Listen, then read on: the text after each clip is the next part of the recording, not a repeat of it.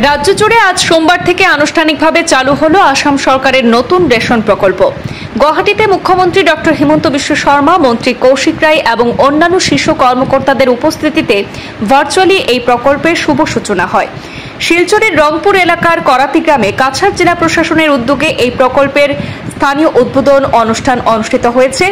এই অনুষ্ঠানে উপস্থিত ছিলেন জেলাশাসক মৃদুল কুমার যাদব, যিনি প্রকল্পের আনুষ্ঠানিক সূচনা করেন এবং রেশন কার্ডধারী হিতাধিকারীদের হাতে চাল, লবণ এবং চিনি তুলে দেন। সেই অনুষ্ঠানে কাছাড়ের জেলাশাসক মৃদুল কুমার যাদব তার বক্তব্যে বলেন, এই প্রকল্প আসামের সাধারণ মানুষের জীবনে স্বস্তি আনবে।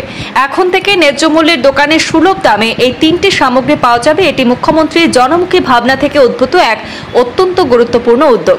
তিনি আরও জানান, আগামী জানুয়ারি মাস থেকে এই তিনটি পণ্য মাত্র 100 টাকায় পাওয়া যাবে, যা জনগণের আর্থিকভাবে আরও বড় সহায়তা দেবে বলে মন্তব্য করেছেন কাছাড়ের জেলাশাসক মৃদুল কুমার যাদব।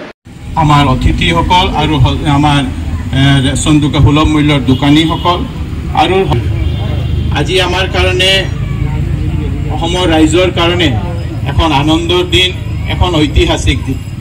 অসমৰ কৰ্মযোগী মুখ্য বিধায়ক অতুল বৰা, মাননীয় মুখ্য সচিব ডক্টৰ ৰবি কোটা, অতিৰিক্ত মুখ্য সচিব বিশ্বৰঞ্জন সামাল, আয়ুক্ত সুমিত সত্তাৱান মহোদয় আদৰণি জনাইছো। মন্ত্ৰীয়া অসম সংগীতেৰে আজিৰ অনুষ্ঠানৰ শুভাৰম্ভণি কৰা হ'ব।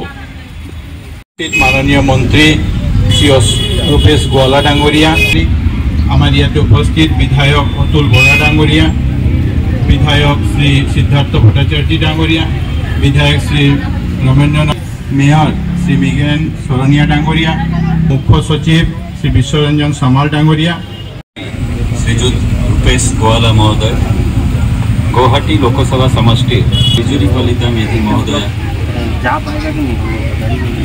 বিধায়ক শ্ৰীযুত সিদ্ধাৰ্থ, কামৰূপ মহানগৰ জিলাৰ